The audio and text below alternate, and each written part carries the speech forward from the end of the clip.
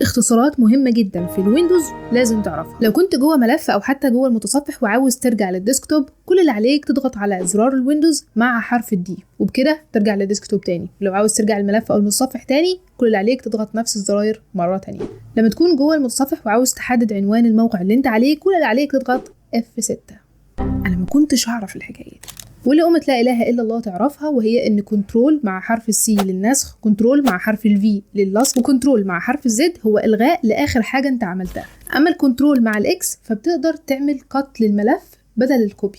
اما كنترول مع الزرار ده فبيخليك تفتح قائمه ستارت. لما تختار ملف وتضغط F2 بتقدر تعمل اعاده تسميه للملف ده، وF3 المسؤولة ان هي تفتح لك خانة البحث سواء في المتصفح او حتى جوه الملفات. اما لو فاتح اكتر من نافذة في وقت واحد، فزرار الالت مع الزرار ده بيخليك تبدل ما بينهم عشان تشتغل على اي واحد فيهم. الF5 بتسرع لك الجهاز، هي الحقيقة بتعمل ريفرش ولكن ده اعتقادي منذ الصغر. اما لو ضغطت على كنترول في نفس الوقت اللي انت بتعمل فيه سكرول على الماوس، فده بيكبر لك او بيصغر لك شكل الصفحة اللي انت عليها سواء في المتصفح او حتى في الملفات. لو ضغطت على تاب بيغير لك مكان وقوفك في الصفحة، وطبعا الF11 عشان تعمل فول سكرين او شاشه كامله. الويندوز مع التاب بيفتح لك اخر صفحات نشاطك، تقدر تقول ان هو بيعمل لك الهيستوري بتاعك على الويندوز. لو ضغطت شيفت مع اتجاه الزرار اللي فوق او اللي تحت، فبتقدر تنزل او تطلع سطر واحد، وده مفيد جدا لو انت بتقرا حاجه او بتتصفح حاجه وعاوز تنزل على مهلك. ما تنساش تعمل لايك للفيديو، تشترك في القناه، تفعل زر الجرس عشان يوصلك كل جديد اول باول. كانت معاكم ايمان محمد، شكرا ليكم دايما ابدا،